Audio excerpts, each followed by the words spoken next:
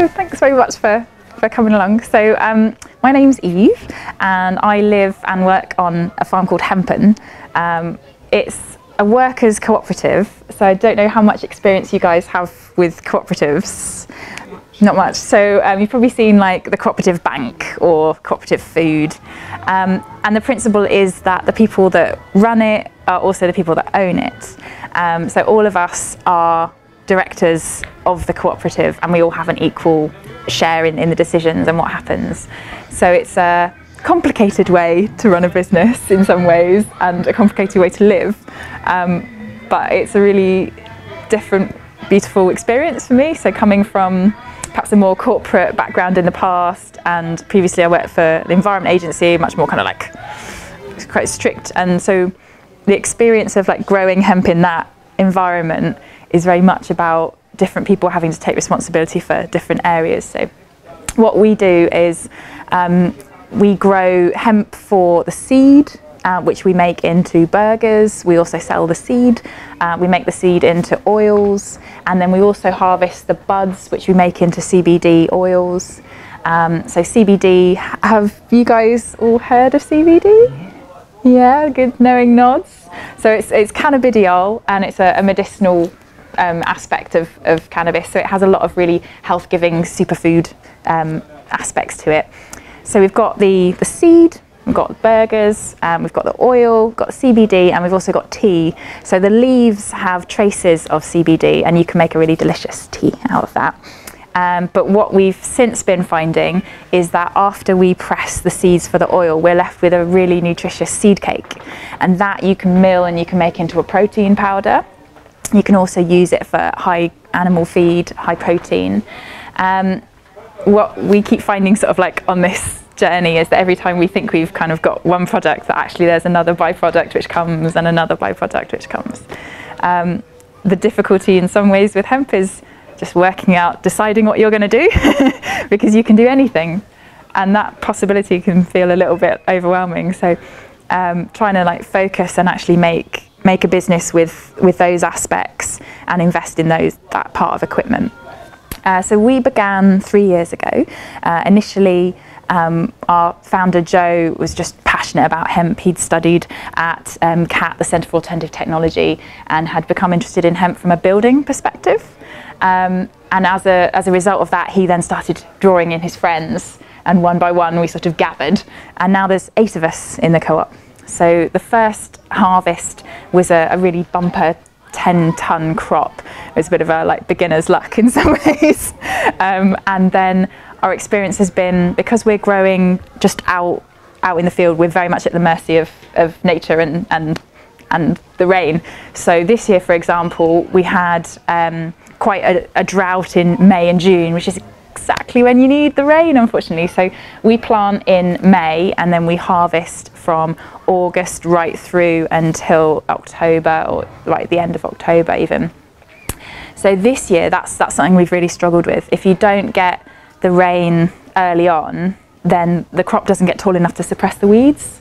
So hemp has a beautiful like growing power. Like once you get that rain on it, it will just shoot up. It grows really, really fast. So if you're growing the varieties more for the buds than for the fibres, they 2 meters tall, and it's incredible to be amongst that and just like unable to see the other people around you. So like my first experience of Hempen was last year coming to volunteer, and literally secateurs, big bag, and everyone goes out into the field and finds the loveliest buds and cuts those off and slings them in a sack. And we were all singing, and one of the songs was when you were born you cried and the world rejoiced. Live your life so that when you die the world cries and you rejoice.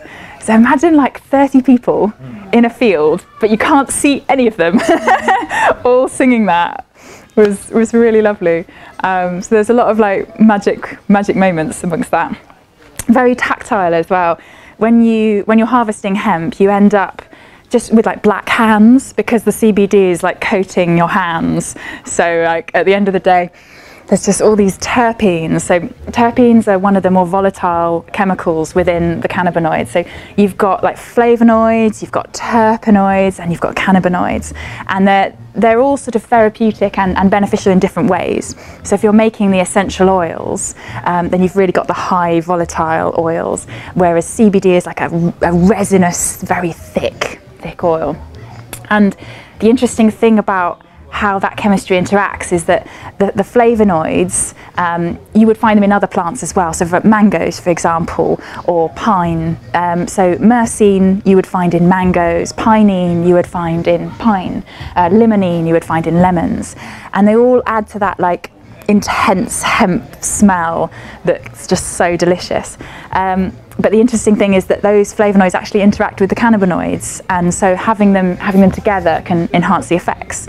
So one of my dreams, I'd love to have a CBD chocolate with a mango coulis in it. So we do CBD chocolates now as well, and we also do like CBD flapjacks, and we're making more and more of the kind of like edibles, and it actually came out again of a byproduct. So making the CBD, one of the things we do is a coconut infusion. So you take your raw coconut oil and you basically cook the hemp buds in it. So you extract seeds if you haven't got buds that already don't have seeds. You'd extract the seeds and you basically cook up the buds in this coconut oil, and it what's called decarboxylates the cannabis. So when you want to activate the cannabinoids, you heat them, and it then infuses into the coconut oil. And what you're left with afterwards is this cooked, delicious, crispy bud. And we were like, what do we do with this? It's accumulating in massive tubs. Hey, let's eat it. So it started out as us just like being unable to eat this quantity of CBD stuff. Like, girl can't live on CBD bud alone, but you can try. And then we started mixing it with chocolate. And obviously that was a good plan. And then we started baking it into flapjacks. Again, obviously that was always going to be a winner.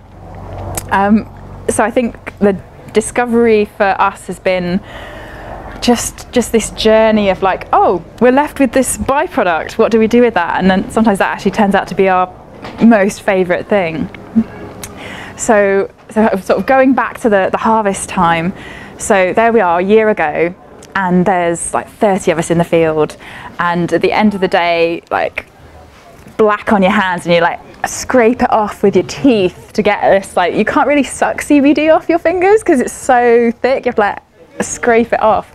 And we're in a field, like no facilities. We have like a compost toilet, that's it. Everyone's camping, the co-op members are all camping, living without hot water, very basic facilities. And then we got the opportunity to rent a house, and that's really been like a turning point for us. By amazing chance, we had the opportunity to rent a house that was right next to the field where we're growing, and suddenly, although we didn't have hot running water, we had a wood burning Rayburn, so we could make hot water. And then so a few people now live in the house and the rest of us camp. So there's 14 of us living on the farm now full time, and that includes some long-term volunteers for up to 3 months at a time. And then we have short-term volunteers who come for anything from 2 days to 2 weeks. And the sort of tasks that we do, so bagging up the tea, bagging up the seed, and stripping the bud are sort of things that the volunteers tend to do. We're completely reliant on volunteer labour because everything is so necessary to do by hand. We haven't got a way of mechanising it. So it's literally like take the dried buds, strip the leaves off, and that becomes our tea. The buds we push through mesh screens, and then that becomes our CBD, and also our chocolate CBD. Always gives me a smirk just thinking about it. If you've never tried mixing raw cacao and CBD, get on it, it's awesome. It's just the best thing. There's something about cacao and the way it's a heart opener. It's a really lovely medicine in its own right, and mixing it with the CBD I think is a really nice combination. So then after we got given the house, so to put it into context of where this house is, we're in Oxfordshire, in the south of Oxfordshire, very near the River Thames. But the land where we grow has been organic for decades, and we have the absolute delight to be supported by the Rose family. So the Roses own the Hardwick estate, and the Hardwick estate has been organic, like I say, for decades. One of the first registered organic farms, Tolhurst Farm, is on the same estate. And so our neighbours are Oxford Renewables, who are a renewable energy company, and then we've got an entirely vegan, manure-free vegetable growing farm, and then we have a fossil-free vegetable growing farm. It's another neighbour on the same estate, and a stables, and then a woman who dyes cloth by hand, makes natural dyes and weaves them. So it's a really kind of like crazy, unusual place to live. So we have this community pump house, it's called. It used to be a pump house. It was an old well, and so we have community events there. So we have like a women's circle and open mic nights. Yeah, and moving to the farm, so I don't get paid. So we, so all the co-op members, we'd love some money at some point, but at the moment we're a start-up business, and so we work for food and accommodation. And the flip side of that is, I don't know if you guys are familiar with like permaculture principles, knowing nods. Okay, so there's like 12 permaculture principles, but one of which is obtain a yield. You can't live on passion alone, although quite a few people try. And that is a balance, that's a difficult thing. So at the moment, I'd say the yield we get is this amazing community to live in this incredible, beautiful space, and we get loads of great food. But living without money over a very long time is difficult. So we all work 21 hours a week, and a lot of us have another job. So we try and balance it that way. And I think we're at that stage now. After the first year was very much a trial, very small scale, and then last year was the first sort of like getting the products really up. We're getting to the stage now where we can start to pay off some of those debts from buying that equipment, the initial field rent, and hopefully like see in the distance a time when we can get paid. It's like, oh, it's coming, it's coming. But yeah, I think anyone who wants to go into this process, it's like an awareness of how long this is going to take. This is not like going to be a little thing in your life. When I started at Hempen, everyone seemed really like hemp obsessed, and I was like, oh, that's kind of a bit cute, isn't it? Maybe a little bit weird. And then the more you learn about it, you find yourself just going, hemp does what? You can make plastic from it. Hang on a minute, you're telling me it has as much protein, more protein than steak? What? Hang on a minute, you can make milk from it. You can make clothes from it. And I was like, I knew you can make rope from it. Whoa, whoa, whoa, whoa. You can make buildings from it. And it was just this like journey of love. At first I was just like, yeah, this is a cool plant. And then I was like, okay, this is an amazing plant. And then I had like a turning point. It was like maybe a few months ago, and I was in the house and everyone was out, and that never happens. Like the farm is this constant like flux of people. And I ended up doing like this ceremony in the house and just like burning some hemp, and just feeling such a wash of love for this plant that it is like a symbiotic partner with us. It really can correct so many of the things that we have messed up. So a lot of us at Hempen are coming from a climate activist background. That's actually how I got connected with it. There was I campaigning against airport expansion, and several of us actually actively trying to shut down runways and stop planes, and very much from a sort of campaigning activist point of view.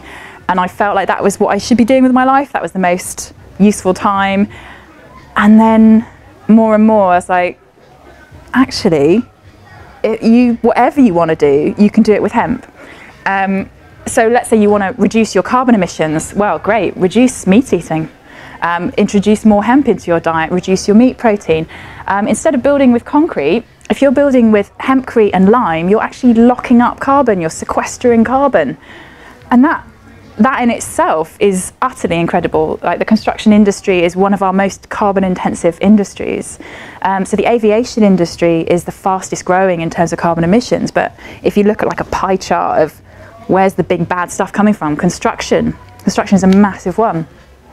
So in terms of our housing stock, like the vast majority of our housing stock is already built. We can't do much about that. But what Hempcrete offers is a way to retrofit. So if you're looking at insulation, Hempcrete has an amazing dampness buffering and also temperature buffering effect. So when you've got damp air, it's absorbing it, but it doesn't go mouldy. And then when you've got dry air, it's releasing it, and it's also moderating the temperature. So if you think about a classic country cottage, which is actually what we live in, it's uninsulated brick. And years ago, when people had cottage industries and they lived at home all day, like, you know, mums at home, that made a lot of sense. You would light the fire and you keep it going all day, and the bricks take all of that energy, but they take hours and hours to absorb it. But nowadays, with the usage patterns of the way we use buildings, that doesn't make sense anymore. You light the fire and bug off to work and you don't come back all day. So all of that energy to heat up all those bricks is really wasted. And what Hempcrete does is it buffers and insulates in such a way that you can have that little bit of heat, you keep it all, and you don't waste it by chucking it into the bricks. So we started out from the food perspective, even though Joe, our founder, was coming at it from construction. That was really what had got him started. It was the food that we first went into, and we're just starting to get more towards Hempcrete and growing for fibres. So you've got kind of like multiple strains. So within the cannabis sativa sort of varieties, you've got ones that are more for the seed value and ones that are more for the fibre value. And if you're growing for seed, you want to be able to combine so you can get the seeds. So you don't want like really tough, hard stems because you're going to bust up your combine. If you're going for fibre, then you want really tall, really nice, strong stems. And Alex, who's just over there, is going to be doing a Hempcrete workshop, in fact 3 Hempcrete workshops tomorrow. So he'll tell you much more about this. But in terms of like taking the fibres and stripping out the insides, you're then looking at chopping it up into lots of little pieces, mixing it with water and with lime. But you couldn't just go to a hemp field, grab a stem, and use it straight away. So you need to what's called ret it. You need to actually break down those fibres a little bit. And traditionally that would have been done by lying it in a river for several days, or you could put it in a pond and it starts to kind of like break down. But the simplicity of that, the simplicity of construction, I find really, really appealing. And have any of you ever done any like building with straw bales or cob? Yeah, awesome, some nods. So similarly, it's got a great tactile quality to it. I think when you're just, you know, concrete bricks, it doesn't evoke that same feeling. Like, people feel so proud after they build something with Hempcrete, really like proud when they build something out of cob. And I think sometimes the concern people have is that it's going to be quite slow, or maybe I have to have like specialist skills. And so they've actually done some trials with it and been like, right, bricklayers, here's a load of Hempcrete, get to, how long does it take you? And the first time they did it, it was a little bit slower than with their normal bricks. By the second time, no problem. By the third time, much quicker. So it's not a technical barrier to it at all. So that's where we're sort of going towards, is growing for the fibres, making Hempcrete, and potentially flat pack panels as well. But with all of these things, it's like, we're a startup business. We are 8 passionate people trying to live together and work together and make a business. It's not easy when you're doing 3 days a week and all trying to run other jobs and other businesses as well. So I think part of that experience is looking at how communities live together. When you run a hierarchical business, you have the luxury of not having to worry about each other's baggage.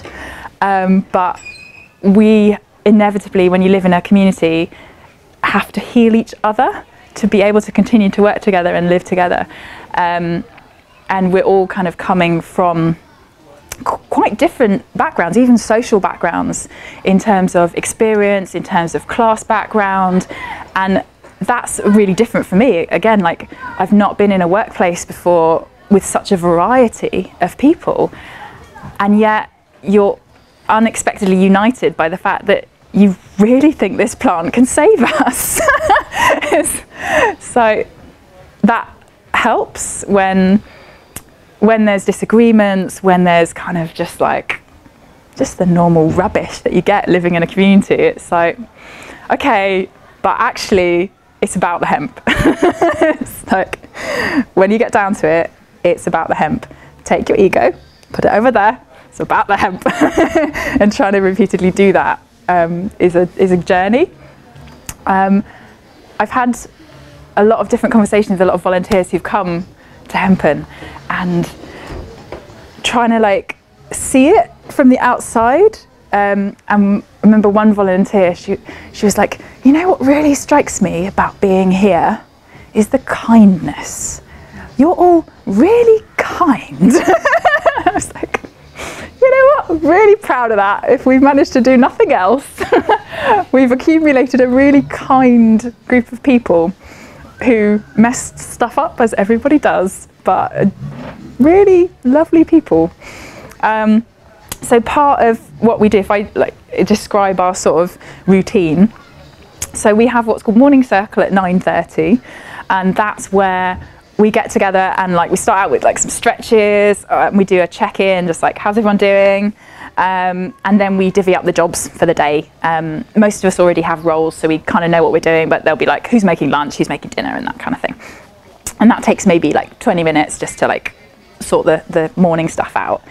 And then, so I'm the production coordinator, so my role is looking more kind of long term. So if we've got a wholesale order coming up, being okay guys, we need to shell this amount of seed by this week, we need to order this stuff for this. So more kind of logistics, and also quality control and product development.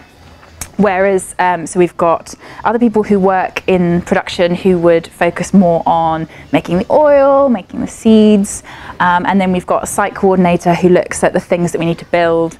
So bear in mind, we started with a field. They lived in a field, and then we built some compost toilets. Now we've built a better compost toilet because it was shocking. Our shower is a drum on top of the shipping container, which sort of heats up in the sun, and we have a tap that comes from it. So that's on our to-do list, to get a proper shower. But in the summer, actually, everyone's been going down to the River Thames and just swimming in the river. I've gotten more comfortable with nakedness at Hempen. That was a surprise as well. Everyone's just like, meh, river's there's nobody here, let's go. So that's a sort of you get into this sort of subculture and you start to think it's normal, and then you spend a bit of time somewhere else, you're like, actually no, we're not normal, are we? This is not normal at all. And then so we work until, it depends on what people are doing, but normally we work until about 7, and that's when dinner is, and people work, let's say, three days a week. So our working days perhaps shifted a little bit later than some people's.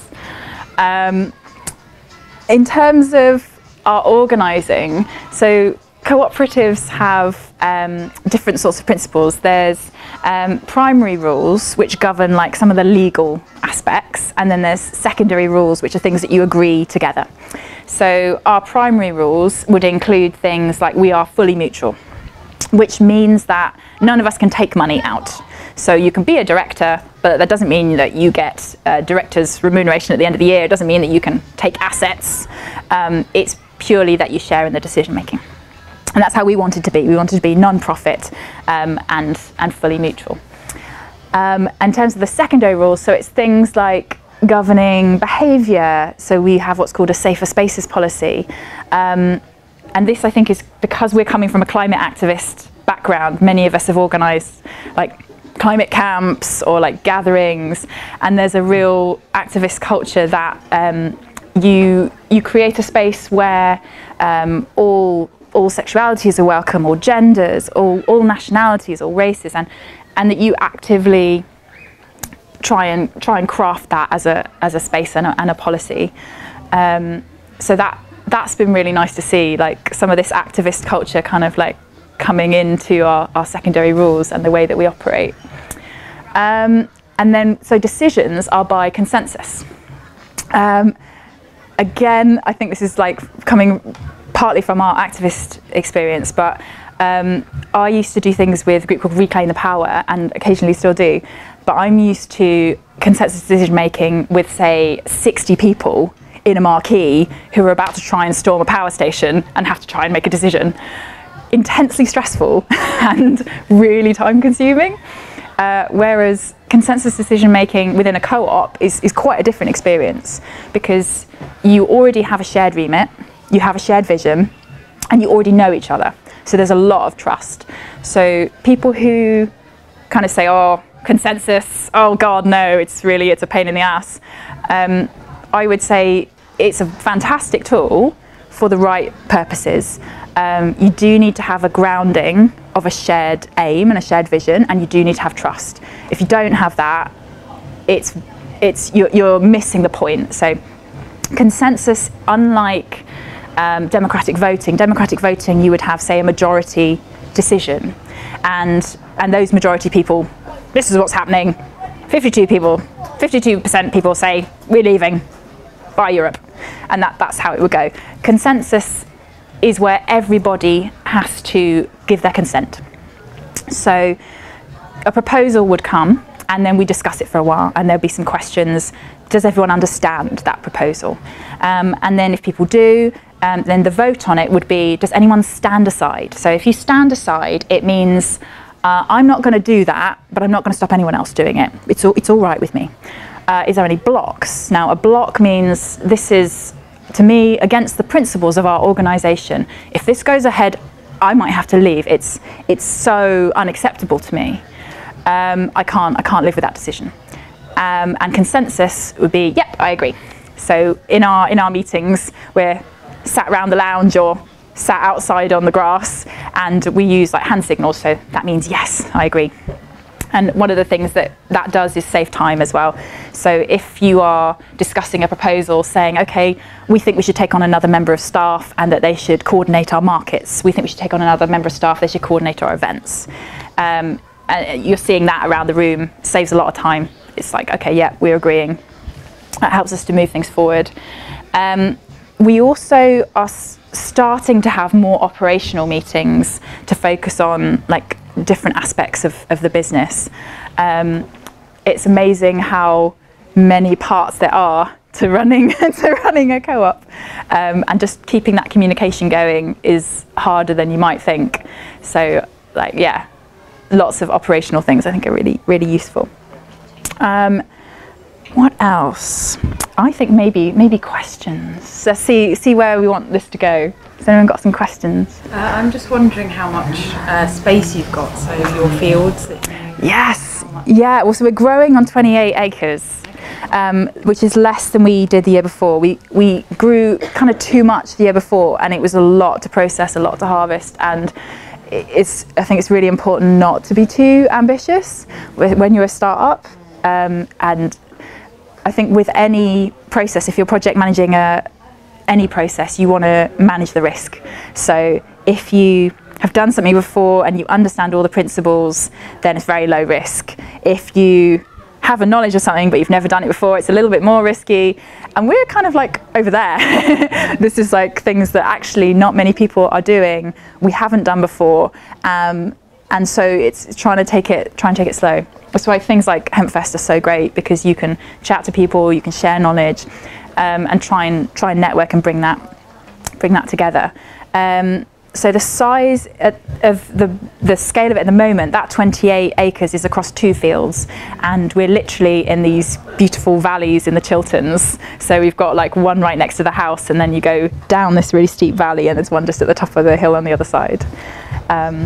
Yeah, being right next to the woods in the Chilterns and next to the River Thames for me is makes it really good when you're like, oh God, I've got no hot water and I live in a tent and my tent's just been blown down in the storm and I've got no money. Like, okay, but it's really nice here. It's really beautiful. So that helps.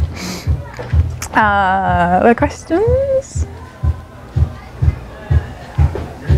Yeah. Where you said people joined the co-op at different points, how did you manage that process? Do you know where someone starts the idea and then other people join later and they may not feel like owners? Yeah, I think we're very fortunate in the personalities of the people that we have, like complex and like all with our flaws, but very open to consensus and very like on board with cooperative living and cooperative decision making. So although there is a certain kind of like, when you first start in something, like obviously you're going to have less confidence than someone that's been doing it a long time, there's a lot of encouragement and a lot of feeling like this is your remit, this is your role, go for it. And part of it is because we're all too busy to do anything else. It's like you've got to take on people and you've got to give them that space to go for it and do it. Yeah, because there's a lot of desire to move things on and sometimes move things on quickly. And when you're growing at that sort of pace, you have to take on people. And like I say, if you're only working 3 days a week and trying to do another job at the same time, that is definitely tricky. But I find that people come, so the process we have is people come to volunteer for 2 weeks at least, but they might come again and again and again. And then they put in a proposal to say what they want to do and what role they want to fill. So we kind of have roles that we say we're recruiting for. And then they come to the general meeting, they meet everyone, and we sort of decide that. But you find after that decision, people do feel quite kind of like, yeah, I've been approved, but not only have I been approved, every single person I am going to work with wants me. And that's nice. I think that gives you a bit of confidence. Yeah. You've learned a lot over the last couple of years in the third year this year. I know you're lacking in volunteer numbers this year, but you see that knowledge must have. Yeah, definitely. So last year we had much better weather, and so we had loads and loads of volunteers. And yeah, this year we're much more kind of like 5 volunteers a day as opposed to 30. So a huge effect. And I think part of that as well is we haven't had as many people kind of like pushing social media. So between those, but definitely efficiency. Like last harvest, there was so much just like, oh my God, what are we doing? And a lot of stress. Whereas this year, there was a lot of right, we're not doing that again. Let's have a rota. Let's have remits. Who's doing this? Who's coordinating the catering? Much smoother. So yeah, I think you can learn very quickly from your mistakes, but we are making the mistakes. I was just wondering, do you sell any of your crop out to other people, or do you just use it? No, we just use it ourselves. Yeah. So part of the difficulty at the moment is because hemp is restricted by the Home Office. It's such a shame. Like, obviously, it needs to change as soon as it can, because you have to go through such a long process and spend quite a lot of money to get your license. And it's just such an amazing plant that to slow that spread down, to slow that revolution of it down, it's just madness to me. When you look at the medicinal aspects, when you look at the carbon saving aspects, when you look at the ways that we can eliminate fossil fuels from our society, hemp's got it all. But yeah, we are so restricted in the way that we can transfer crops and seeds. Yeah, I think in terms of like activist campaigning to free hemp and liberate it would be time well spent. Do you have to hide your crops? No, we don't have to hide it, but there are things that the Home Office doesn't want it like right next to a busy road or something, and we're fortunate we're in a nice peaceful location. But yeah, we have had the police, the local police come last year, and they went, oh my god, we've got like all these fields of cannabis, like how long have you been here? Oh no. And we were like, and they said we've had reports that people are growing cannabis here. We're like, yes. we've had reports that people are smoking cannabis here. We were like, quite probably. It's not going to get them high. It's okay. It's hemp.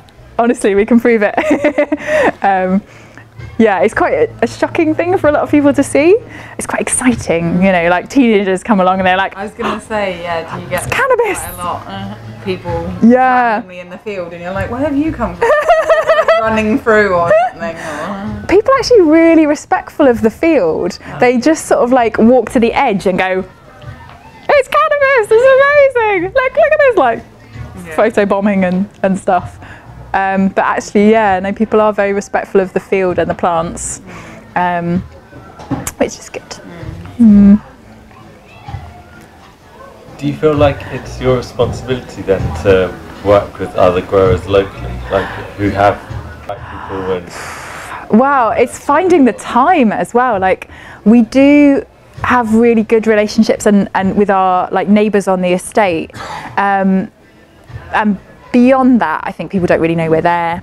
You know, it's even people that are local, even though it's such an unusual thing, it takes quite a while for news to spread. So yeah, we just get on with folks. And I'll just do a quick plug for volunteering. If you want to get some like hands-on experience with some hemp, we're going to be harvesting for another 2 weeks. So if you look up hempen.co.uk, you can just ping us an email or fill in the form, and yeah, come and work with us. Do you grow your own food as well? Well, we grow some vegetables, but it's so chaotic, like trying to manage the business and the other things, that there was quite a few things that I didn't water and they died. But we had a stab this year. We got like, you know, lettuces, squashes and some tomatoes and things, but actually we live largely by bartering. So the 2 organic farms that I mentioned that are on the same estate, they give us their waste vegetables that they would have thrown away. Wow. Yeah, and then we go and help out and just give manpower, like if they need to harvest the potatoes, and also sometimes give them like hemp seed and things. And it started by, again, coming from like the activist background, we're all used to like bin diving, and so we go and we raid the skips and stuff, and we went and we were raiding their compost pile. And then after a while they were like, could you not? It's, you know, it's not very safe, is it? How about we just bag up the vegetables and give it to you? We were like, That works. yeah, thanks. Yeah, so that's been wonderful, really lovely to have all that fresh organic vegetables. So what? Can you volunteer at weekends? You can during the harvest, but normally not, because we're tired and we want to hide at the weekend. Kids, 12 and 15? Yes. Oh, cool. Yes. Yeah, because things like in the field, you're just using like the secateurs and stuff. So any of you guys got sort of like hemp experience or stories that you might want to share? Not really stories, but I was just really interested in it basically, because of all the benefits and the amount of, you know, things you can do with it. I'm just so interested, but just thinking about hemp and how, you know, you can get into doing it basically. But the sad thing is, obviously, with all of the permitting and everything, you know, that's the bit that's hard, because if you're very small, it's how you think about going about that. Yeah, so we had the big advantage that the farmer that we leased the land off is a very experienced organic farmer. So he got the permit, and that made the whole thing a lot easier. Like, the Home Office wants to be reassured that there's some stability and kind of like who's getting the license, and like I say, it's massively restrictive and over. Yeah, it slows things down, but it's a bit of bureaucracy, it's a bit of forms. Go for it, go for it. it's definitely worth looking. I just thought it's worth looking into. Yeah. But the thing that I find a bit scary is once you've got this amazing field, then where do you go from there? Because the growing, obviously, you're at the mercy of the weather or whatever. But then it's actually what happens afterwards. Processing. But it's so much more than just cutting it down. Yes. It's like, because if you can then get other people involved to then process it, but then if you're not allowed to then just sell it to them, it's just, for me, it's just the thought of how you go from there, because actually growing the plant, other than the mercy of the weather, it's kind of, that's probably the easiest part, and then the actual processing of it sounds like the hardest. Well, so the plant itself, if I was to take you through like the year of it, so you'd buy in approved seeds that have a low level of THC. So you've got the CBD aspect, which is very soothing, affects like motor neuron system and antispasmodic. And then you've got the THC, which is the psychoactive component. So you have the seeds that are very low in that. And you'd plant those in May, and you'd be looking for some really good rain. It makes me kind of think about irrigation, given how like awful it was this year. And then so you want quite a lot of nitrogen whilst the plant is growing, and obviously just to generate the stems, and then different balances of nutrients during the rooting stage, like more phosphorus, and again during when it's producing the flowers. But it's low maintenance in that it doesn't need pesticides. It's not prone to disease, but it does need that rain at the right time, because if it doesn't get the height, it doesn't shade out the weeds, and that's the big thing. So then if you're looking to harvest the buds, the flowers, what you want is what's called sensimilia, which just means without seed. And the way to do that, so you've got your male and your female plants, and they're a little difficult to tell apart until you start to get the flowers on the boys, and that's when you need to rip them out. So you basically just need to go into the field and rip out all of the male flowers, because if you don't do that, they will pollinate the female ones and you'll have seeds. And that isn't necessarily a bad thing, but it does mean that if you're processing it for CBD for the buds, you're going to have to remove those seeds, because they're going to be putting in other oils that you don't necessarily want in your process. One of the other interesting things is that actually the plants can be hermaphrodites. So that was pretty cool. Like seeing that, I was like, oh my god, this is such an amazing versatile plant. It can be anything it wants to be. And then, so let's say you've pulled all your male plants and you just have your females left. In England, you're probably not going to have a difficulty with cross-pollination and contamination.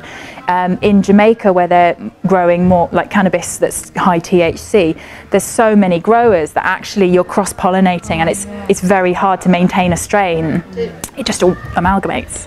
So you're going to ask? I was just going to say, like, I wonder how people are about that, like, because I remember living in Granada in the south of Spain in a community, and they were wanting to grow hemp, but there was another community next by, and they grow loads of cannabis, and they realised they couldn't grow hemp because relations between the communities would fall out. Yeah, it's really interesting, wasn't it? Like, to have something that is wind pollinated, and yet in our concept of land ownership, it's like, you are only responsible for this little box, and you're like, but I affect them and they affect me. Yeah, it needs a more collaborative approach than perhaps some other things do. But I suppose it's like GM crops, isn't it? If you're like, I'm all good and organic, but those bastards over there in Bayer are pumping out the GM stuff.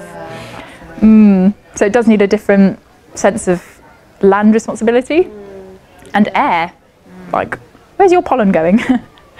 So then let's say you've got all your female plants, then you're going to wait until the buds are developed and looking nice and juicy, and then you're going to start harvesting those from sort of like late August, and then the seeds develop on the buds, and we'll combine them. It's probably in the next couple of weeks now. It's like weather dependent, because it's a balance between letting the seeds ripen and not letting fungus come. So as the colder, wetter weather comes, if you've got a high planting density, you're crowding out the weeds, but you are increasing the likelihood of fungus. So last year there was quite a sort of like mad dash of like, get the buds in, the fungus is coming. It was like, oh. And then like stacking it all in the racks, in the drying racks in the barn, and doing it by hand and being like, it's got fungus, burn it, so don't touch it. Because if you getting that and you're putting it in the bag, so that potentially you're losing more crop. So that's I think our only kind of enemy at that time of year. That and bad weather, because then volunteers don't want to work. And then once that's all done, so you get all the crops in, you air dry them for several days, and then we would strip off all the leaves and we'd have the buds ready to prepare. We then basically work on that crop throughout the rest of the year, turning it into all the products. So the hemp oil, obviously people can eat, and it's very high omega oils. So if you've got arthritis, it's got more omega-3 than cod liver oil and fish oils. So don't kill a fish, eat hemp. Again, like more protein than steak, don't kill a cow, eat hemp. It's got all these different properties, but the hemp oil, in terms of the skin, also has some really beneficial properties. It's a very sort of high, thick oil. I can't remember I think it's like, there's like a hierarchy of how easily they're absorbed, but it's very nutritious for the skin. So you also find it's got a low sun protection factor because the fatty acids in it, the UV light will attack those before it attacks you. So it makes a really nice, like, luscious oil. So we mix that with essential oils as a massage oil. And then, like, the topical application, the coconut infusion is interesting because what we find is that people come to us and they say, oh, I put it on my knee for my arthritis, and my arthritis is doing really well now. So I like the coconut side of things because you've got obviously taking it orally, but also on your skin and on your joints.